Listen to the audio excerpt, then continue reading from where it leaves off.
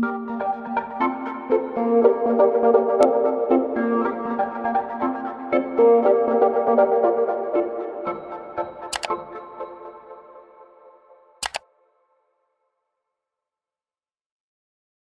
umaga mga kapwa ko maghalaman. Nandito ulit tayo ngayon sa farm natin sa Quezon Province. Mini farm lang naman to. Bukod yung farm natin doon sa may Kabinti, Laguna. So, maganda, sikat ng araw ngayon.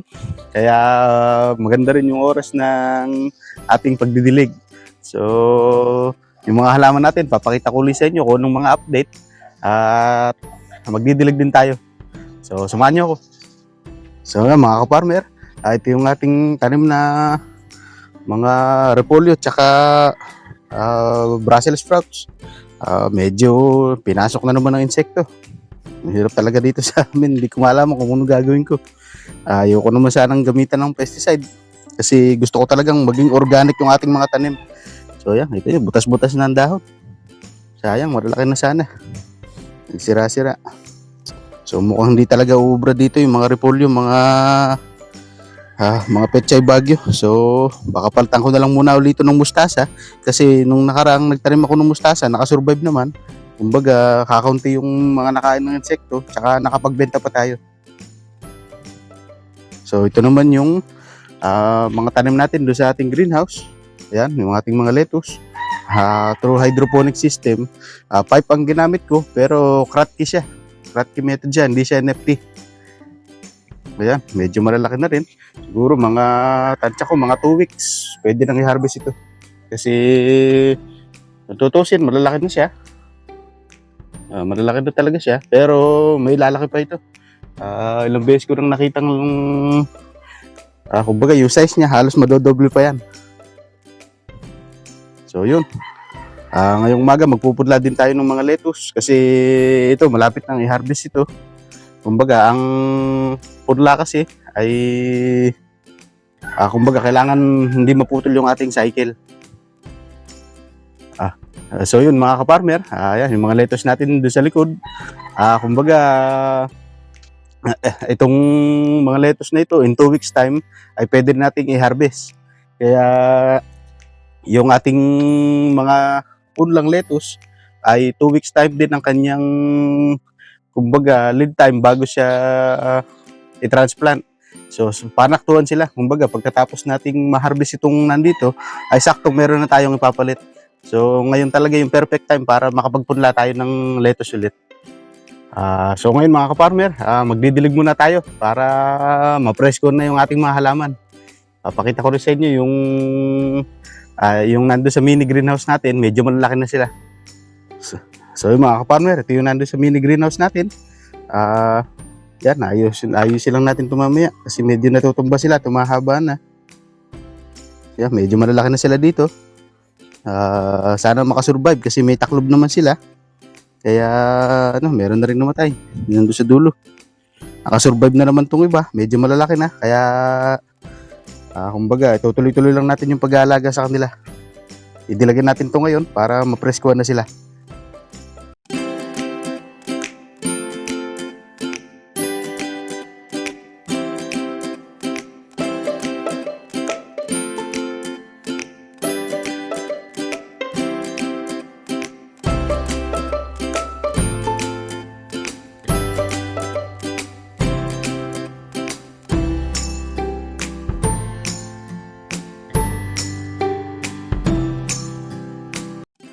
So yun mga ka-farmer, nadiligan na natin yung mga tanim natin, yung ating mga repolyo, pati doon sa mini greenhouse natin.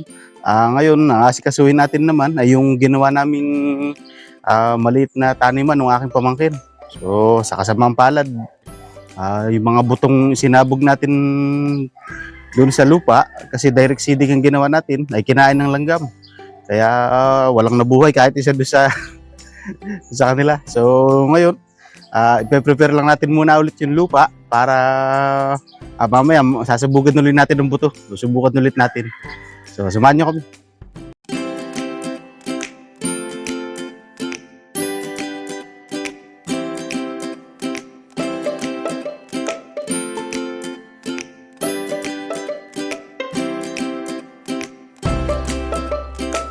So yun mga ka-farmer, tapos na tayong magdilig. At sobrang init na ngayon, kaya papasok na muna tayo doon sa loob. Mamayang hapon na lang tayo babalik. So samahan niyo ako mamaya. 2,000 years later. So magandang hapon mga ka-farmer. Nandito ulit tayo sa farm natin. Hapon na, medyo malilom na ngayon, kaya maganda na magdilig. So didiligan natin ulit yung ating mga tanim kasi kung makikita nyo yun sa plant box, tuyong-tuyo na ulit sa sobrang init kanina. So, didiligan muna natin to. Tapos ipapakita ko ulit yung mga tanim natin. Kasi mamaya, magtitimpla ko ulit ng nutrient solution para maibanto ulit natin dun sa tubig natin dun sa ating mga lettuce. So, samahan niyo ako.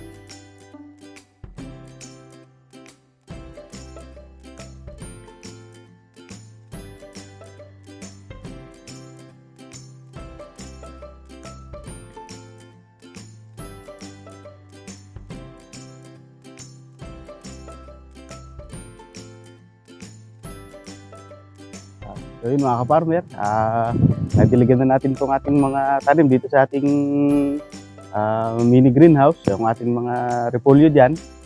Kaya yun, didiligan naman natin din yung ating mga immortal na carrot. Ngayon hindi pa rin namin nabubunot. So papakita ko sa inyo. Tapos yung tanim namin doon na bell pepper ay kumbaga ititrim na namin para kumbaga magsuloy na uli ng mga bago sanga para gumanda na uli. So samahan nyo kami. So, mga ka-farmer, ito yung tanim natin ng mga may isa pang repolyo dito natitira, matibay. Tapos ito yung ating mga carrots na immortal din. Ewan ko kung lumaki ang laman nito. Iba, liliit. Pero baka pabungahin na lang natin ito para makuha na natin ang buto. So, may talim din ako na upon sa pad. Yung repolyong plat. Para yun doon sa ating mga sa ating tortoise. Yung isa nga lang pala yun. Ilagyan natin yung ating tomatis. Yung ating sili. Bell pepper. Sinasabi ko ito. Kasi kita naman medyo pangit na yung mga dahon. So natutunan ko sa panonood sa pagre-research na dapat yung na sila pala ay pwedeng mabuhay ng matagal. Kumbaga trim lang talaga ng trim.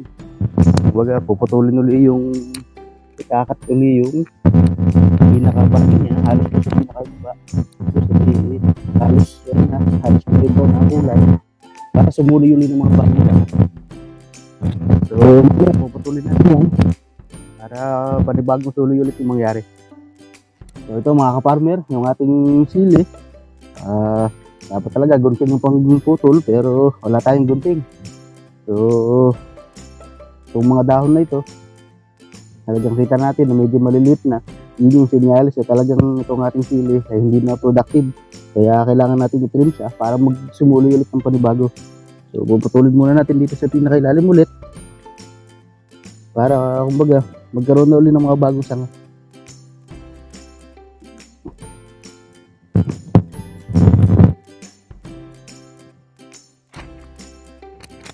Okay mga ka-farmer, ito nanggal natin yung mga suloy na sili.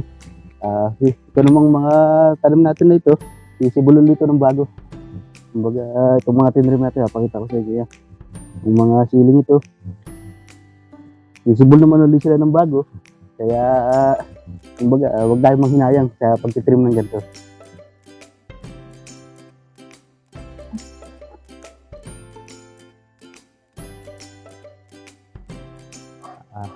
So yun mga ka-farmer, tapos na tayo magdilig. Ayun, makikita nyo. Nadiligan na rin natin itong ating nasa plant box.